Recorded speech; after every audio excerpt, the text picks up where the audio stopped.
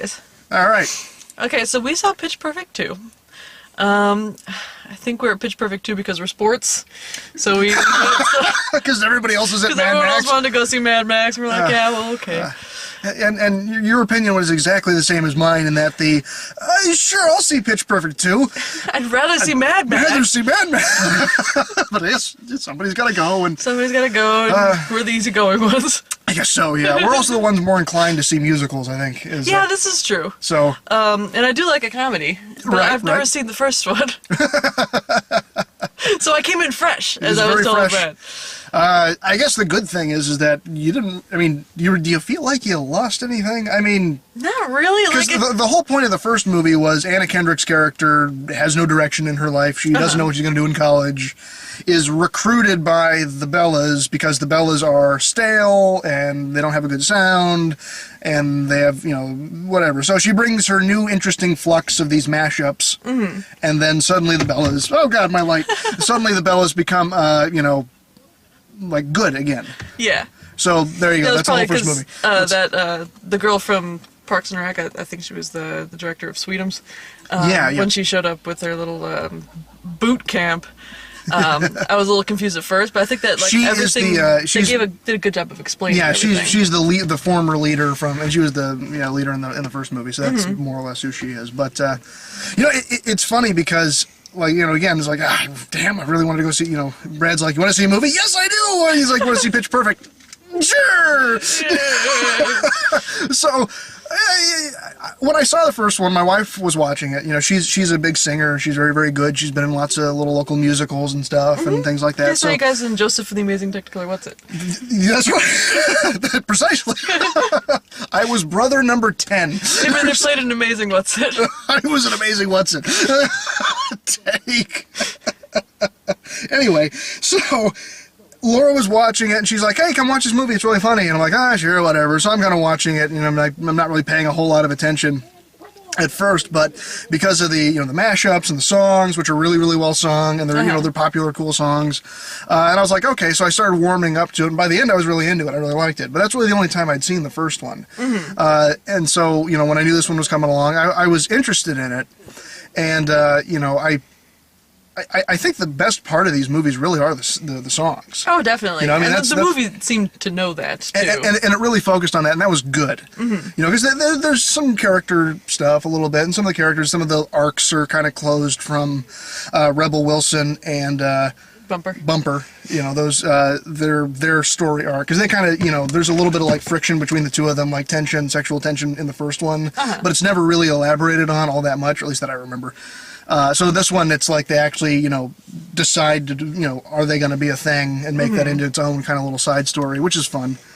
I felt like probably in the first one, I got the impression they must have at least fucked at least once between the first one and the second one, like because in the second one he kind of styles up to her, he's like, hey, you want to have sex? And she's like, no.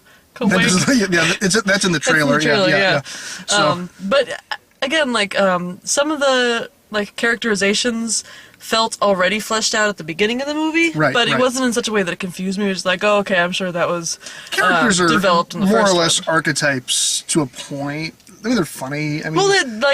Each character seemed to have its one main attribute, but I didn't feel it archetypal. It was just kind of the Asian one is a weirdo. Right, yeah, she's weird and she speaks very softly. Fat Amy is, cocksure and kind of a slut, and we love that about her. Right.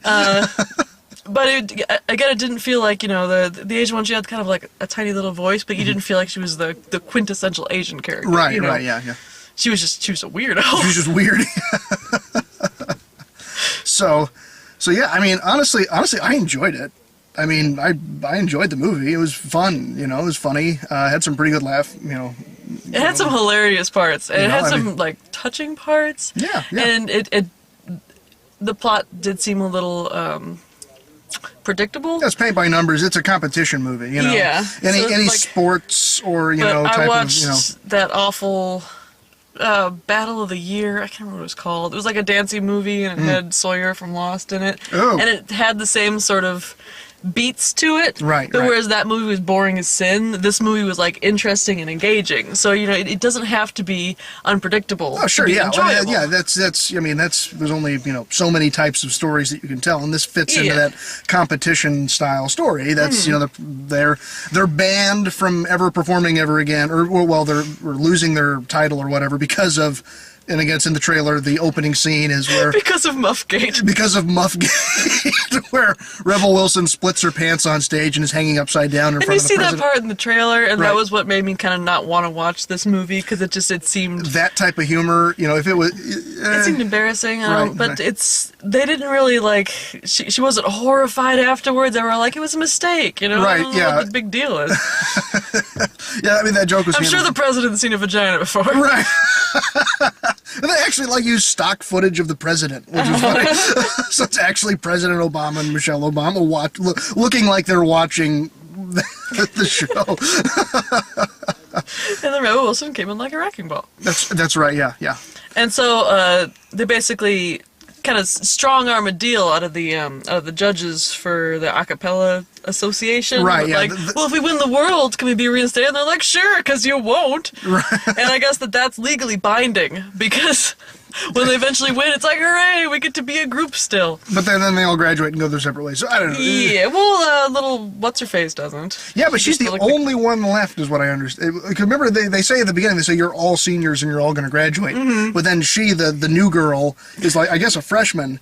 So I'm guessing that all of the other Bellas are now gone and she's the only one left. She's doing a cappella all by herself, but I was of the impression that a cappella is music without a backing track, like just the singing, and most of those songs had background music, so I think technically no. She could just get up on the stage and sing, and it would be fine. I don't technically know if they actually did, but I mean, really, to be true a cappella, they're not. And that's kind of what's the thing that's interesting about it, is that, no, all of those beats and sounds are supposed to be made by the people themselves. Yeah, and some of them were, but most of them weren't. I don't know. I mean, the reason I say is because if it wasn't, then they're cheating the whole point of a cappella.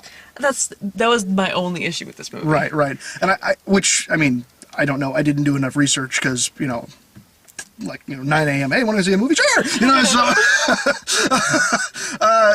But if they did actually put beat tracks in, they kind of just cheapened the whole point of the whole movie. Yeah. So I don't think they actually would have. I feel like go back and watch it again. Well, I know, it sounds that way, but I think noticed it, and after that I couldn't not notice it. There is when Rebel Wilson is rowing herself across the lake or whatever, that has a background track, definitely.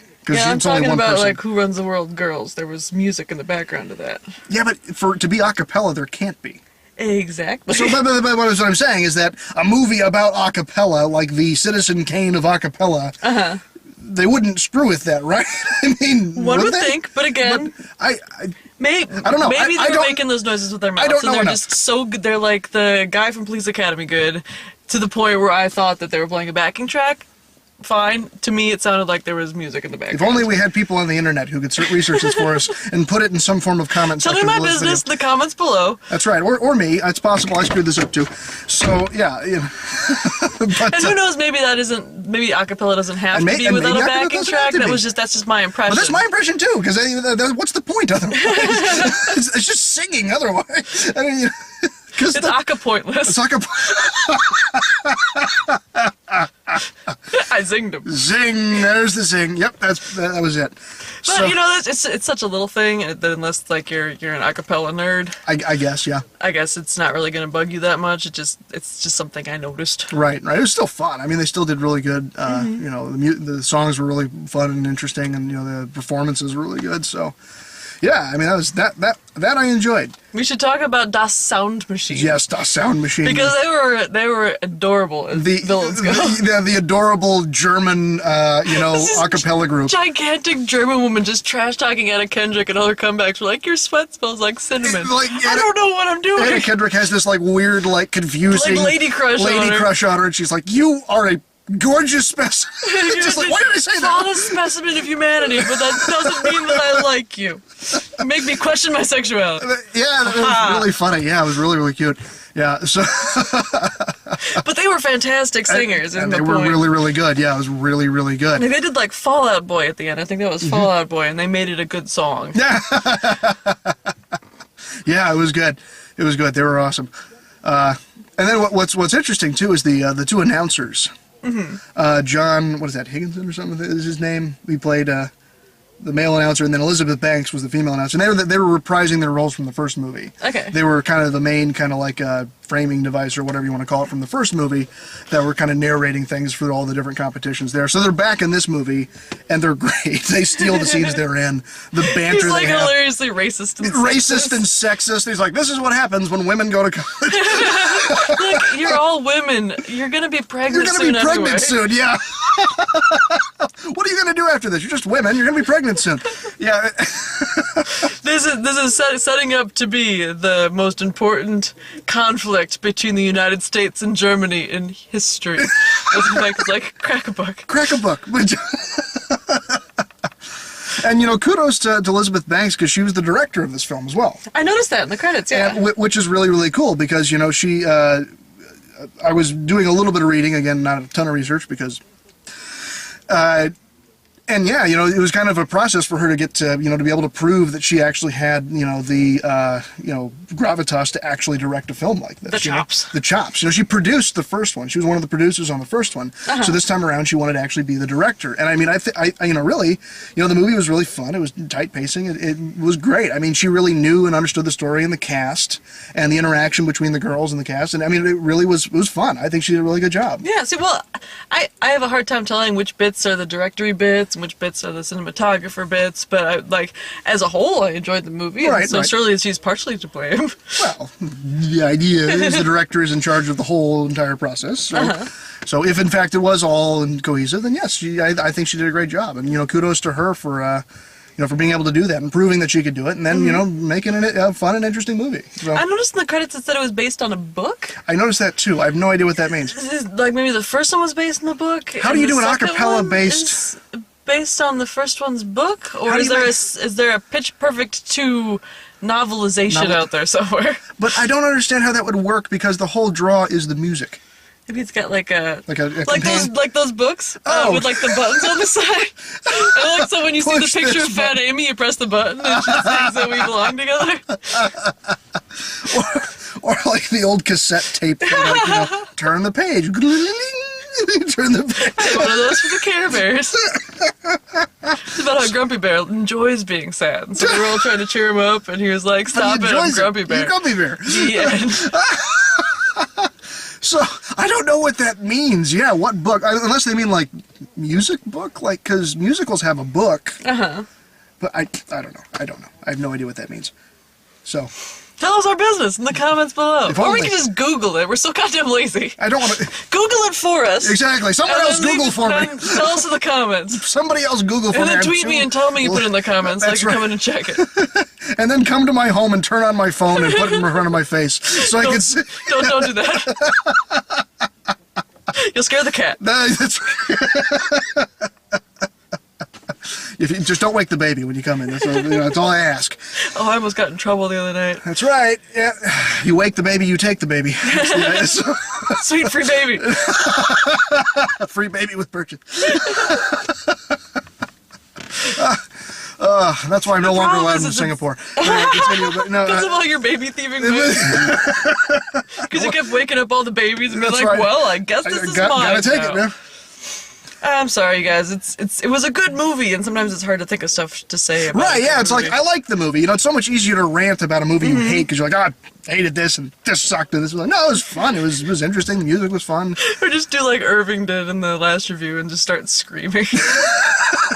What the hell movie did they see? Hot Pursuit. Oh, God. Did you watch the review for that yet? No, I haven't seen it. Him and David went and saw it, and I guess that like the girls kept being like real shrill, and so Irving was like impersonating the scream whenever the conversation hit a lull, which was working, because apparently there was very little to say about that movie, but it's filled with screams. Oh, God. So, anyway, yeah, I would recommend it. Uh-huh. I'd say, yeah, it was fun. Yeah, I mean, Laura, my wife's going to want to come see this, so I'll probably see it again. Uh-huh. So... I would recommend it too, and like I still enjoyed it even though I didn't see the first one. So if you've got like a lady friend who's like, let's go see Pitch Perfect 2, and you're like, but I didn't see the first one, you can probably go see it. You can't use that as an excuse. Just go see Mad Max first, so that the beginning act is not tinged with disappointment, because that was an issue I was having. Right. It's like, well, this is all fine and good, but nothing's on fire, nothing's exploding. No explosions, no. So.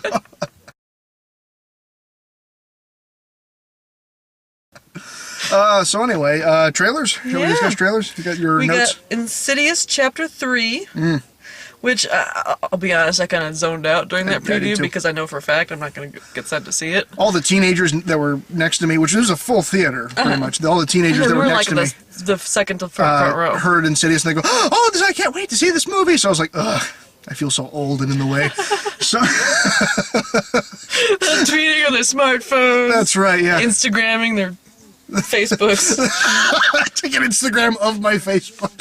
Swiping left on everything. I don't understand. I see kids in there. The problem with horror movies is they all blend together. Like, most movies blend together because I tend to spend them in that. But, like, horror movies more so than any of the rest of them, not only because they all tend to seem the same to me unless they're really, really good or really, really bad, but because they all have these goddamn nondescript names. Insidious, what is that about? It's about an insidious thing of some sort. Isn't that Insidious. all horror movies? It is insidious. It's very insidious. And there's darkness and jump scares. Yes. I don't even remember. I don't remember anything about the trailer. Anyway, moving on. The eyes were red. That's all I remember about the trailer. Like the eyes in Insidious. Oh, yeah. We got Dope. Dope. Which, it's like a 90s period piece. The way he's dressed it looks like a 90s period piece. It's about a guy named Malcolm, and you were thinking it was Neil deGrasse Tyson. No, he said... But he referenced Neil deGrasse Tyson. But the thing is, if it's in the 90s, Neil deGrasse Tyson wasn't famous in the 90s. Well, probably in some circles. He's not that young. No, he's not that young, but I mean, like, it did seem like that kid was smart. He really popped, I mean, as a, like a big figure, only within the past, maybe 5-6 years. Yeah. I mean, he's been a physicist for many years, but I mean... Yeah, so maybe the kid, knows about physics. I don't know, maybe... or we just didn't really pay all that much attention to the trailer. Yeah, I was thinking, wouldn't that be funny if this is like the life story of Malcolm Jamal Warner? It's like a biopic. See? It wasn't, though. Anyway, moving on. The Intern. That looked interesting. Yeah, that's a Nancy Miller. Is that who her name is? Wait. I don't know. Nancy Myers. Okay. Nancy Myers. The Nancy Myers movie. Robert De Niro, for some reason, needs a job and, is an intern. They're doing like a program where they're taking in senior interns, like actual senior citizen interns. And... Yeah, so it's kind of like that internship movie with what's his face and what's his face. Oh God! Except it actually looks good and interesting and has something. Like there's actually characters and some story. I'm really hoping him and Anna Hathaway don't end up together because that is a little too May December for me. But if he ends up as kind of like a doting father figure / friend. It looks more like he's like a mentor type figure, than at least that's what they're they. Yeah, because she's like the CEO of some company and like he's a taking hip on fashion company, and then she's on the verge of getting fired as a CEO because she's too young, so he's gonna teach her to be old. Yeah, he's gonna teach her to be old. That's exactly what it is. Tuck in your damn shirt. That's right. Pull up your pants. None of these shenanigans. Anyway, so yeah. I already know how to be old. Okay, we got Inside Out. I think the boys are out. Yeah, they're there. Inside Out. I really look forward to this movie. I am looking forward to this movie, but I feel like I've been seeing previews for it for years at this point. We have. Totally. So I'm getting a little sick of the preview, but it's Pixar, and it's Amy Poehler, and it's Louis Black, and it's Mindy Kaling, and it's Bill Hader. I'm probably going to love it. Well, and I mean, just the premise, now that the trailers are actually kind of showing, the plot, what actually is going to happen, it's this idea of, memories and good memories and bad memories, and it's... Yeah, well, it seems like this little girl's going through, a rough spot in her life, and it's making, they're personifying the fact that some of her memories are getting tinged with sadness, and that she's going through some rough stuff. Yeah. With these adorable little Pixar characters. Right. And I can get behind that. And I can totally get behind that, and they used Boston's More Than a Feeling. Which, I love that song. You love that song? I was sold! I mean, I was already sold, but now I'm freaking sold. It's one of my favorite songs to play in the I know! I don't care that it's 20 minutes long. Right, yeah. It needs to be that long, because it's awesome. I love that song. They used that song in it, and she got, Louis Black and all these other great, that looks really, really good. I can't wait to see that. Ricky and the Flash. This is the first time I've seen this preview. Yeah, I've never seen it before either. Meryl Streep. Meryl Streep is like an aged rocker. And, like, her daughter's husband left him, I guess? So she comes back into the scene. She comes back into her life to kind of, like, give her support, I guess. But this is the first time she's done so since, like, the 80s. So everyone's like, why are you here? It's a Diablo Cody movie. Mm-hmm. So I guess Diablo Cody's going through some shit. Well, she's realizing, you know, it's a story about somebody who was famous for one thing and then disappeared because they knew. We're being hard on Diablo Cody for no reason out of nowhere. But yeah, like kind of. 5 years after it was chic to do that. We're too old. Paper Towns. Oh, this is that thing by the Fault in Our Stars guy. Right, yeah. It's about like this guy who's got a bipolar neighbor. Right. And he's had a crush on her since forever, and then one day she just like climbs in his window to get his help to take revenge on her boyfriend. Prank her ex-boyfriend because he's been cheating on her. And it just, I get the impression that it's meant to be like a sort of romantic thing. Right, but really I was just really concerned for this young man. Well, yeah, but it was also one of those things that, you know, like it was too much plot. Mm-hmm. Like a whole lot happened. It's, you know, oh, I'm in love with this girl, but she never knows me. But then it's, oh, wait, now I'm going to help this girl and, you know, prank her boyfriend, and there's all this stuff about him. And then she disappears. She's gone missing, but she's and then there's this investigation so about now where it's it a road trip movie. And then now it's a road trip. This is all happening within the span of a preview. I know, and I'm like, this is a lot. There's a lot going on. Uh-huh. This is a lot of movie. It's condensed. I'm probably gonna end up being at that one since it's based on a book, so I'm gonna have to read the book. Yeah. But you know, Fault in Our Stars wasn't bad, and the book was better than the movie was, so maybe I should give it a chance. This one less so. Jem and the Holograms. I didn't realize what the fuck I was watching until like 3/4 of the way through. I think you realized I had figured it out because I started laughing maniacally. Yeah, because it wasn't a laugh like, oh, wonderful, what a great adaptation of this classic, you know, old 80s cartoon. Nope. No, it was a laugh like, oh, fucking really? Really? Yeah, it's Jem and the Holograms. A Jem and the Holograms movie, but I didn't figure this was the tack they were going to take. There's nothing, you know, fantasy or sci-fi about it. Her earrings don't do shit. No, more's the pity. Right. There's what is it? Synergy something? The AI or whatever that like is her. Oh, I never watched it. Well, no, but she has like that's just her sister. That's what she calls her sister in the trailer. So because there was like an AI, because the whole point of the original Jem was like her father was a record producer, and then left her these magic earrings that can project holograms on her to change her into Jem. Okay. Right? And then most of the shenanigans somehow involved the rival band, the Misfits. Okay. So like there's the actual Misfits? Well, no, like a band called the Misfits. Okay. So it was Jem and the Holograms and somehow versus the Misfits in various shenanigans. Mm-hmm. And she had the power with these earrings to turn into Jem. Gotcha. You know, okay, they got rid of all of that. It is literally just a teenage girl. Her sister put her on YouTube and then she becomes a YouTube star. And they just paint the little thing on her face, and now she's Jem, and it's every, you know, musician, you know, rise to fame. The record company, you know, tells her that she's only by herself, and then, you know, she has to go back and find. So it's basically every stupid, you know, Disney Channel made-for-TV movie about a teen pop star where they just kind of just wedged Jem in there and like, done, there, we'll sell it and we can call it Jem. Did you see that gritty reboot of the Power Rangers that they did? Which was kind of fun. Right? Make that movie, Hollywood. James fucking Vanderbeek. Yes, and like Starbuck. Yes, in this gritty fucking, you know, like that they all just die in different ways, and Billy like shoots himself in the head. Oh my god! See, I watched the Power Rangers when I was a guy. I had a little brother 2 years younger than me, and that was his like Power Rangers and the Beetlezords. Beetlezord? Wasn't it kind of the same thing? Bruce Campbell in it. It was the weirdest fucking thing. Was it the same kind of thing like Robot? Big Bad Beetleborgs. Yeah. Except they turned into beetles. And there was like a haunted house involved in some way. I didn't enjoy it as much as I enjoyed the Power Rangers because I shipped Kimmy in whichever one that she was dating. There were several of those shows right in succession. There's still Power Rangers. Oh yeah, it's in its like 17th iteration. Yeah. Anyway, so yeah, this Jem business. Yeah, it's. I took notice of it because you know. It will follow me forever, and I'm actually happy about it. But Audrey Peoples, who's the star, was in Sharknado. Oh, really? She was the daughter in Okay. Sharknado, so I recognized her from that. I was like, holy shit, it's Audrey Peoples. It's like, good for her for actually getting into some type of mainstream Hollywood thing. See the trailer. Ah, shit! That's what you get into? Peoples, no! No, No, yeah. Peoples. Yeah, so, Well, Minion movie. then there's the Minion movie. Minion movie. Oh my we God. got more of a backstory in this preview. Yes, 'Cause it's yes. got them in like the dinosaur time, minioning a dinosaur. And they're working their way forward through history, accidentally killing the bad guy that they're Right. minioning for.